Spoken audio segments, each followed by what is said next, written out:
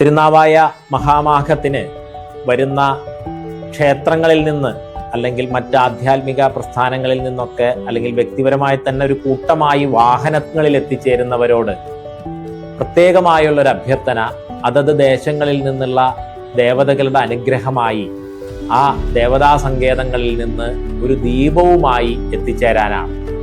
അതിവിടെ മാഘവേദിയിലെ കെടാവിളക്കിൽ ആ ദീപത്തെ ലയിപ്പിച്ച് എല്ലാ ദേവതകളുടെയും അനുഗ്രഹം ഈ പുണ്യഭൂമിയിലേക്ക്, ഈ മഹത് യജ്ഞത്തിലേക്ക് എത്തിക്കുക. അങ്ങനെ വരുന്നവർക്ക് മാഘത്തിൻ്റെ വൃക്ഷമായിട്ടുള്ള അശ്വത്ഥത്തിൻ്റെ തൈ നൽകുന്നതായിരിക്കും. ആൽവൃക്ഷത്തിൻ്റെ നമ്മുടെ രക്ഷാദേവതകളുടെ ഇരിപ്പിടമാണ് അശ്വത്ഥം. ഒരുപാട് ആൽവൃക്ഷങ്ങൾ നശിപ്പിക്കപ്പെട്ടുകൊണ്ടിരിക്കുന്ന ഈ കാലത്ത് ഈ ആലിൻ തൈ നമ്മുടെ നാട്ടിൽ നമ്മുടെ രക്ഷയ്ക്കായിട്ടുള്ള ദേവതകൾക്കുള്ള ഇരിപ്പിടമായി സങ്കല്പിച്ച് നടുക.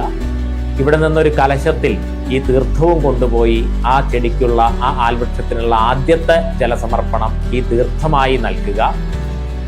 അതിനെ പരിപാലിക്കുക എന്നുള്ളത് ഈ മാഘത്തിൻ്റെ ഒരു തുടർ തപസ്സായി ഏറ്റെടുക്കുക.